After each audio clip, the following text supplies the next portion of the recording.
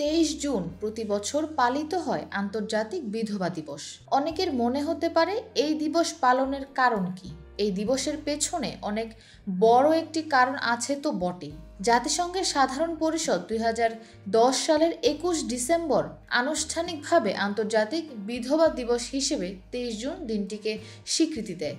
তবে লুম্বা ফাউন্ডেশন 2005 সাল থেকে আন্তর্জাতিক বিধবা দিবস পালন করেছে। রাজিন্দর লুম্বা হচ্ছেন যুক্তরাজ্যের হাউস অফ লর্ডসের সদস্য।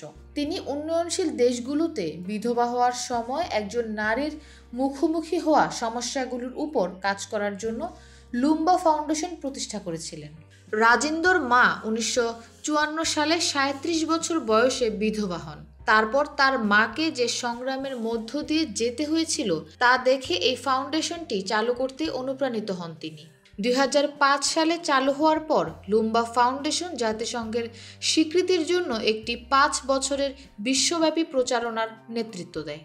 এরপর জাতিসংঘের সাধারণ পরিষদ আন্তর্জাতিক বিধবা দিবসকে বার্ষিক বৈশ্বিক কর্মদিবস হিসেবে গ্রহণ করার সর্বসম্মত সিদ্ধান্ত নেয়। মূলত বিধবা নারীদের দারিদ্রতা এবং অবিচারের সমাধানের জন্য এই দিবসটি নিবেদন করা হয়েছে। বৈধব্য মোটেই সহজ বিষয় নয়। সঙ্গীহীন জীবন কাটানো একজন মানুষের জন্য খুবই কঠিন।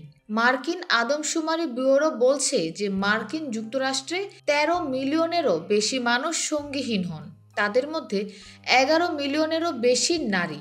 সঙ্গীকে হারানো কখনোই সহজ বিষয় নয়। আন্তর্জাতিক বিধবা দিবসে সারা বিশ্বে বিধবাদের পরিস্থিতি সম্পর্কে সচেতনতা তৈরি করাই প্রধান লক্ষ্য।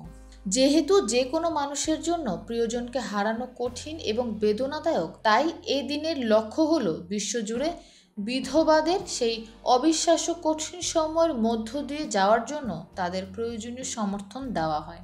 কারণ অনেক দেশে বিধবাদের উত্তরাধিকারের অধিকার থেকে বঞ্চিত করা হয়। বিশ্বের বিভিন্ন অঞ্চলে এমন সংস্কৃতিও রয়েছে যেখানে তারা বিধবাদের অভিশপ্ত বা জাদুবিদ্যার অনুশীলনের সঙ্গে যুক্ত হিসেবে দেখে।